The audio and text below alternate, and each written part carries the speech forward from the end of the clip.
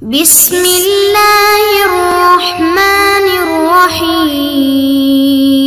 السلام علیکم ورحمۃ اللہ وبرکاتہ۔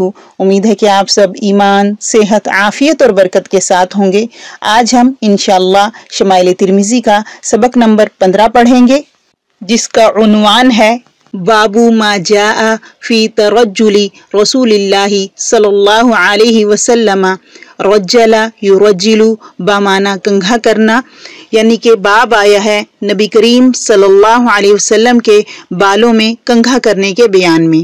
بالوں میں کنگھا کرنا مستحب ہے، نبی کریم صلی اللہ علیہ وسلم نے اس کی ترغیب فرمائی ہے اور خود اپنے مبارک بالوں میں کنگھا کیا کرتے تھے۔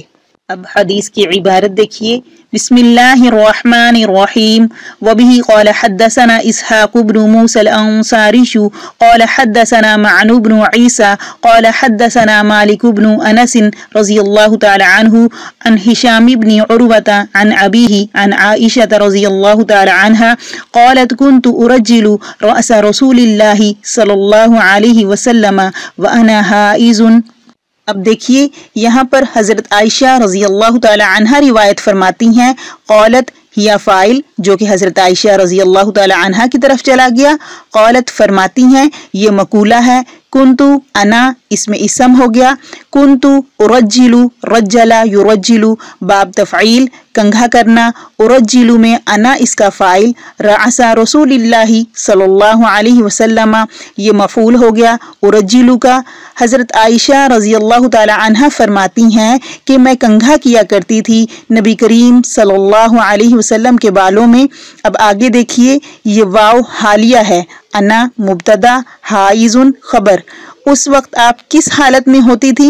آپ حیض کی حالت میں ہوتی تھی، اور حائضہ ہونے کے باوجود آپ نبی کریم صلی اللہ علیہ وسلم کے بالوں میں کنگھا کرنے کا شرف حاصل تھا آپ کو۔ اس حدیث سے علماء کرام نے یہ مسئلہ ثابت فرمایا ہے کہ حائضہ کو حالت حیض میں مرد کی خدمت کرنا جائز ہے۔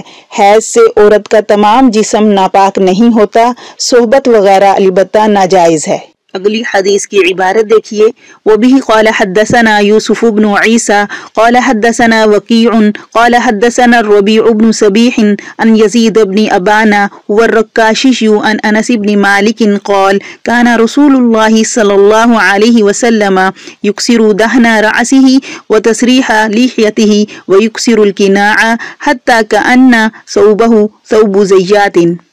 اب دیکھیے اس حدیث میں حضرت انس رضی اللہ تعالی عنہ فرماتے ہیں، قال، اب کانا کا اسم ہو گیا رسول اللہ صلی اللہ علیہ وسلم، اور یکسرو اس کی خبر ہو گئی، اکثرا یکسرو کسی چیز کو زیادہ کر دینا، باب افعال سے۔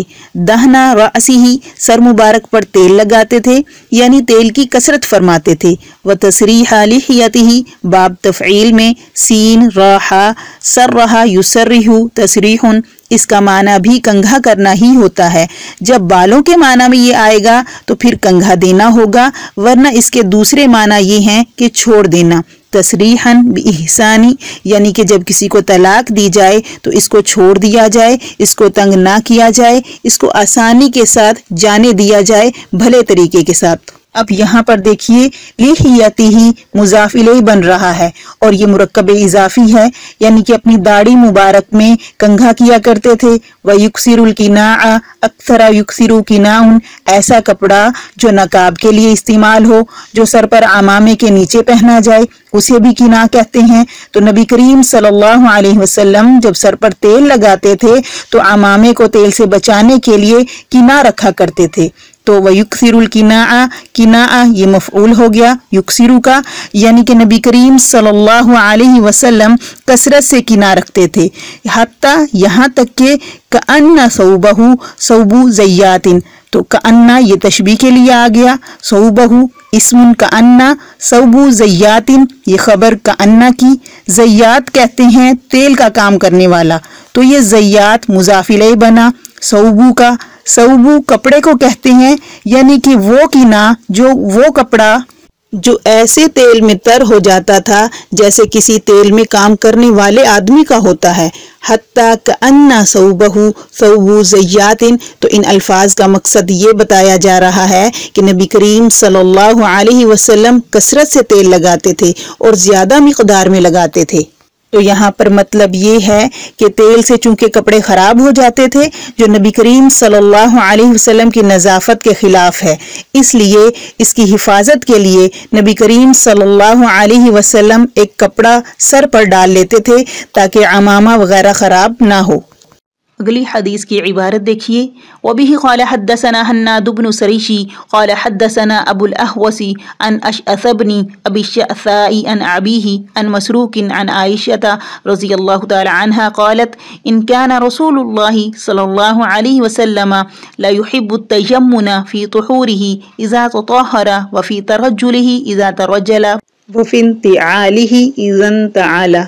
دیکھیے اس حدیث میں حضرت عائشہ رضی اللہ تعالی عنہ فرماتی ہیں، ان کان رسول اللہ صلی اللہ علیہ وسلم لا يحب التجمل في طهوره اذا تطهر وفي ترجله اذا ترجل وفي انتعاله اذا انتعل۔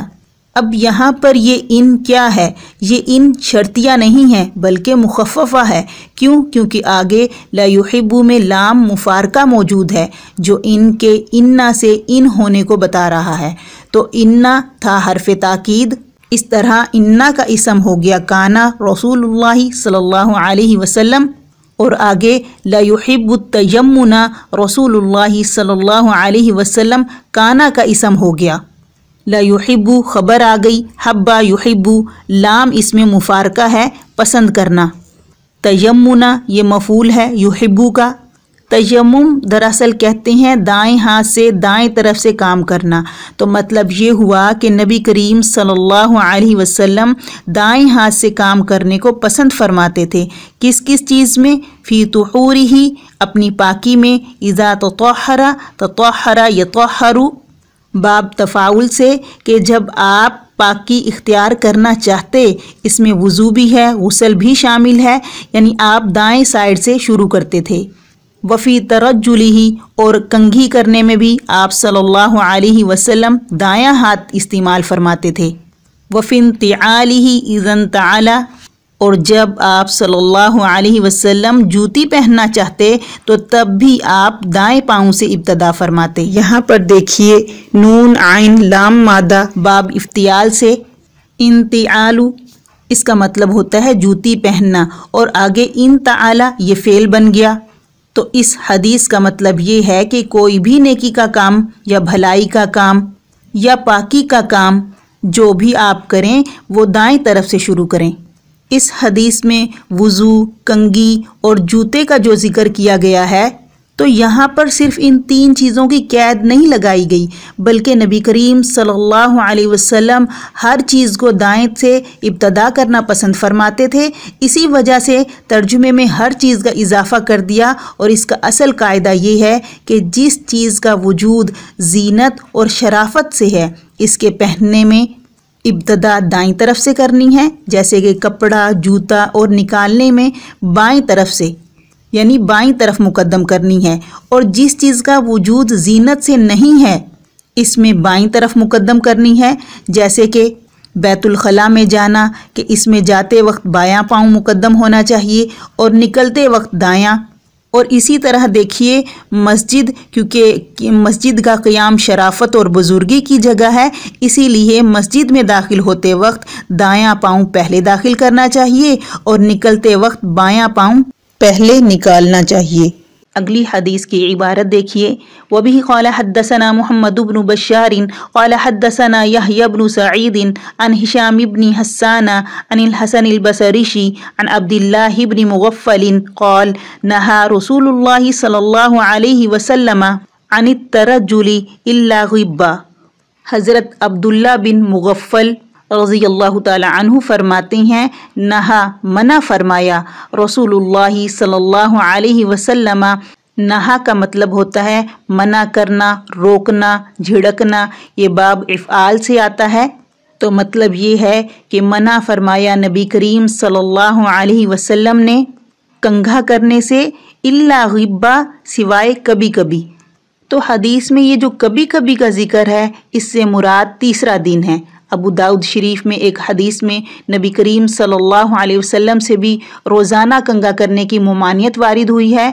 तो उलमाए किराम ने यहाँ पे लिखा है कि ये मुमानियत जब है जब कोई ज़रूरत ना हो, वरना कुछ मुज़ायका नहीं है कि रोज़ रोज़ कंघी कर ले बंदा।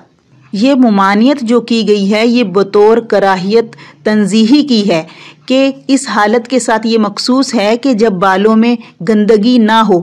गंदगी की सूरत में रोज़ाना कंघा करना मकरूह नहीं है।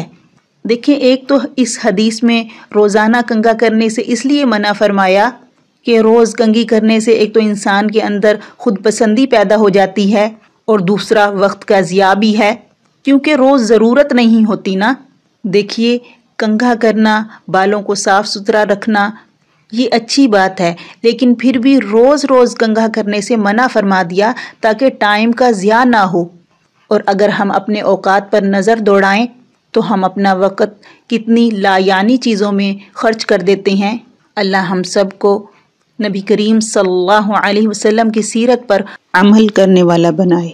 अगली हदीस की इबारत देखिए, वभी क़ाला हद्दसना अल-हसन इब्नु अरफ़ता क़ाला हद्दसना अब्दुस्सलाम इब्नु हर्बिन अन यज़ीद इब्न ख़ालिदिन अन अबिल अलाइल औदिशी अन हुमैद इब्न अब्दिर्रहमानी अन रजुलिन मिन अस्हाबिन नबिशी सल्लल्लाहु अलैहि वसल्लम अन्न नबिश्या सल्लल्लाहु अलैहि वसल्लम काना यतरज्जलु गिब्बन।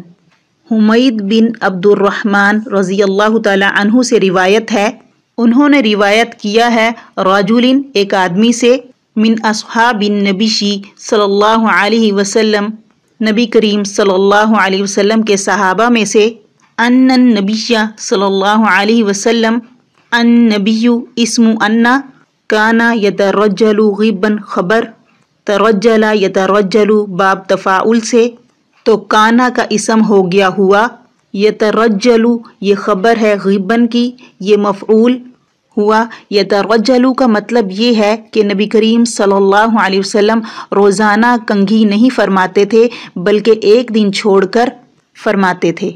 आज का सबक यहाँ मुकम्मल हुआ। अगले सबक के साथ इंशाअल्लाह फिर हाजिर होंगे। वस्सलाम व रहमतुल्लाहि व बरकातुहू।